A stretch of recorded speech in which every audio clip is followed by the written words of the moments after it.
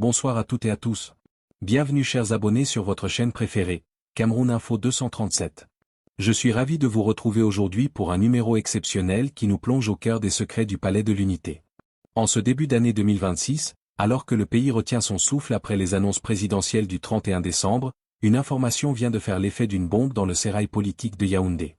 Le titre de notre dossier aujourd'hui, Paul Biya refuse 2 audiences sollicitées par Ngo Ngo. Dans cette vidéo, nous allons décortiquer ensemble les dessous de cette affaire. Pourquoi le chef de l'État a-t-il fermé sa porte à son plus proche collaborateur? Qu'est-ce que cela signifie pour le remaniement ministériel que tout le pays attend avec impatience? Et surtout, quel est l'impact de ces tensions au sommet sur notre quotidien à nous, les Camerounais, entre hausse des prix et espoir de changement? On vous explique tout en détail, avec des exemples concrets du terrain. Mais avant d'entrer dans les coulisses du pouvoir, donnez-nous un petit pouce bleu. C'est un geste simple qui nous encourage énormément et aide la chaîne à grandir. Et si ce n'est pas encore fait, abonnez-vous dès maintenant et activez la cloche pour rester scotché et ne rien manquer des mises à jour de l'actualité brûlante du 237. Si vous êtes prêts. Et tout dit. C'est un séisme silencieux qui fait trembler les murs de marbre du Palais de l'Unité.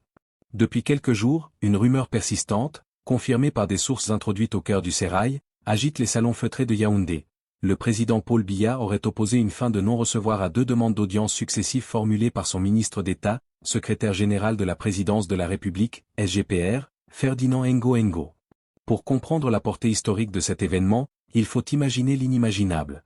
L'homme que l'on surnomme à Yaoundé l'homme à la délégation de signature, celui qui, par un simple paraphe, peut faire et défaire les destins, se retrouve aujourd'hui sur le banc de touche. Le palais des murmures, un silence qui en dit long. Au Cameroun, le pouvoir est un art du silence. Le refus d'une audience par le chef de l'État n'est jamais un simple oubli d'agenda, c'est un message politique codé. Selon nos informations, Ferdinand Ngo Ngo, habitué à un accès quasi illimité au bureau du haut, aurait tenté par 2 fois d'obtenir un tête-à-tête pour discuter de dossiers brûlants. La réponse du cabinet civil a été d'une froideur polaire, le calendrier du chef de l'État ne le permet pas. Un exemple concret de la vie quotidienne.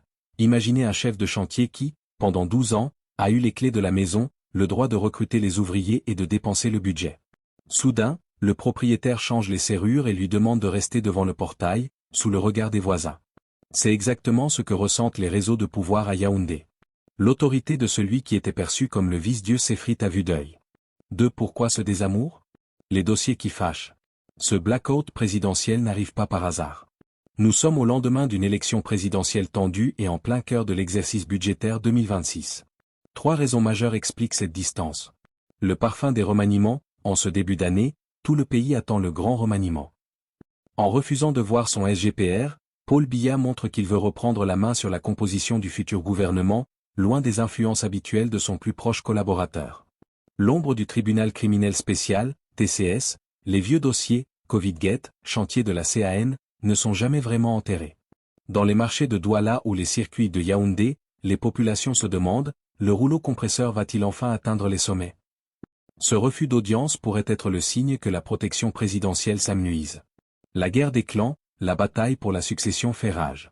Ferdinand Ngo Ngo, souvent présenté comme le pilier d'un clan puissant, fait face à une contre-offensive des légalistes et d'autres proches du président qui tentent de libérer l'accès au chef de l'État. L'ambiance à Yaoundé, entre peur et espoir. Dans les ministères, l'ambiance est lourde. Les fonctionnaires scrutent le moindre signe. On ne sait plus qui appeler pour débloquer un dossier. Au quartier Omnisport ou à Bastos, les commentaires vont bon train. Si le patron ne reçoit plus Ngo Ngo, alors qui dirige vraiment le pays en ce moment, demande un habitué d'une vente à emporter. Sur le plan économique, ce blocage au sommet crée une paralysie.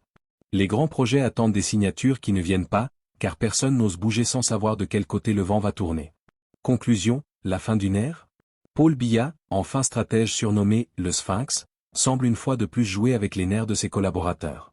En fermant sa porte à Ferdinand Ngo Ngo, il rappelle à tous une vérité fondamentale du régime, il n'y a qu'un seul maître à bord.